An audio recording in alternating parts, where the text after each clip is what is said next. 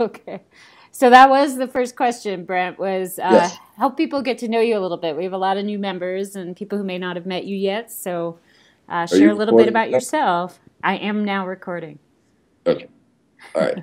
Hey, you guys. My name is Brent Manning. I am co-owner and CEO of Riverbend Malt House in Asheville, North Carolina. We have been actively malting since 2011, planted our first crop in 2010, and have been growing steadily ever since. And very excited to be part of the craft malt community. Great. And a little bit about yourself. Yeah.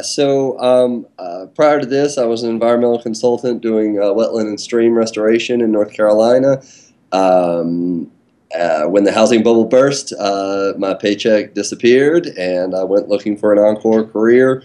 I'd always been a big fan of craft beer and an avid home brewer, and an opportunity to sort of meld my sustainability goals to craft beer came along in the form of the Malt House. So here I am. I've got married to a wonderful lady named Lisa and have 2.5-year-old named Savannah and a little boy just born about 5, 6 weeks ago named Emerson. So my hands are full. You are juggling a lot. So you've been a founding board member and bravely running for reelection. What are some of the things you're proudest of in the last couple years? I'm proud that we have really pulled together the architecture of a really strong group, and we've created an exciting framework where aspiring folks can reach out and become involved in this community fairly easily. I mean, that's a really exciting uh, development for me. When we first started several years ago, there was a few people we could call on the phone and sort of commiserate, but there really was not anything even remotely resembling uh, the support structure that we have in place with the guild now. So I think that's a big piece there, and so excited to have such a broad array of members from the research community and active and aspiring producers and farmers, breweries, you name it. It's exciting to have such an exciting, vibrant community in place. That is great. I couldn't agree more. So, where do you see us going in the next couple of years as an organization and as an industry?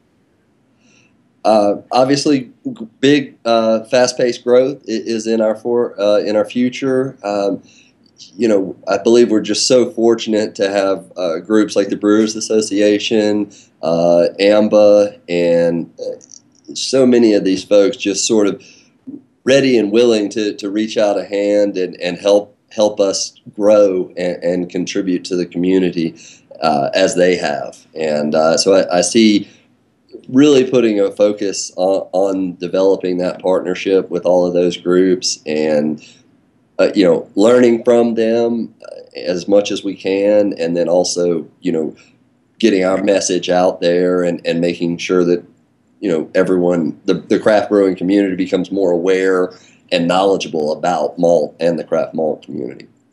Good. What are some of the ideas you have that you'd like to see us focus on in the next couple of years? If the world was our oyster and budget was no barrier, what would you like to see us do? Um, I think a lot of the research goals are a big piece of the story here. A lot of these public breeding programs are cash strapped, and I see that as a really big piece of the story there. I'm excited about programs like the one that's developing at Virginia Tech, where they're harnessing the barley breeding work that they've done with some food science background and blending breeding, malting, and some flavor analysis together in one under one roof. I think that could potentially be a model to support across the nation. So, really cool project there. So I see a lot of that sort of multidisciplinary approach to craft malt being a big piece of how we grow this effectively, and that I hope to be a part of that. Good. So you're a people person when you're not sleep deprived from having an infant. Yes. So how do you go about getting to know members from all over the place and what they're about. And I had a guy email me from Ecuador yesterday. Somebody just joined from Brazil. Like, we're actually getting some international attention. So, given the rapid growth, how do you go about getting to know people?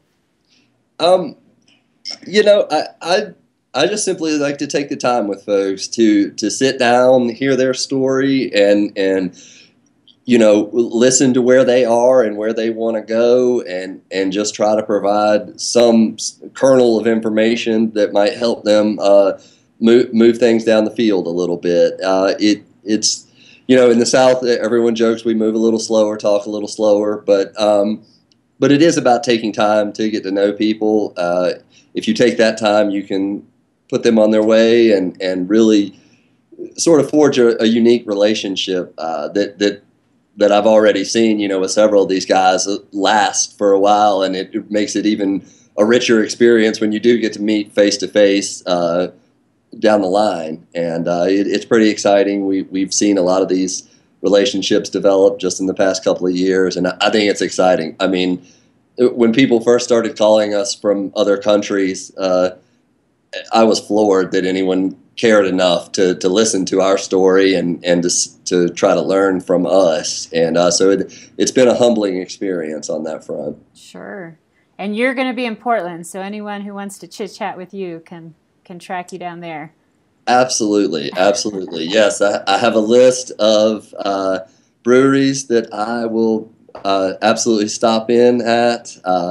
Upright is first one on Sunday. Definitely going to do obviously the migration event, and just man, it's just going to be a fantastic time out there, and hopefully some fancy food as well. Maybe some chicken wings from Pok Pok if I can stand to wait in line long enough. Oh yeah, I have an old college friend there. She's taken me to. It's been promised. I'm going there. Nice. Yeah, yeah. I'm Yeah, stoked. it's pretty special. I could have stayed in there all night eating chicken wings and drinking cocktails. So it's pretty awesome. Yeah, I'm pretty excited for Portland. So, what do you feel like you bring to the board and to the guild that's unique? What relationships or skills or intrinsic qualities or resources really set you apart?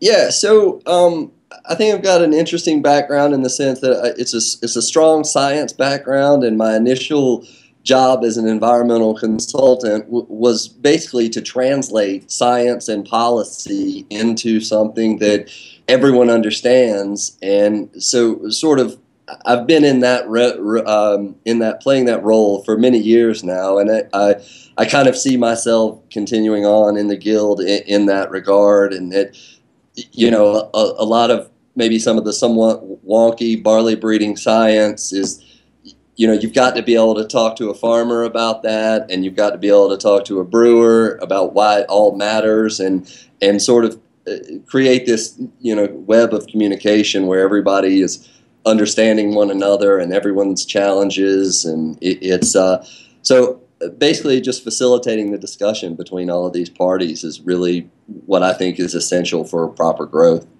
Good. All right. So I promised you this wouldn't be too hard. Yeah. Last question. Anything else you want the membership to know about you, or what makes you tick, or being a Southerner, or anything at all you want people to know? Yeah, no, I just, I'm just excited to play a role in this group. It's been really exciting to see the growth happen, and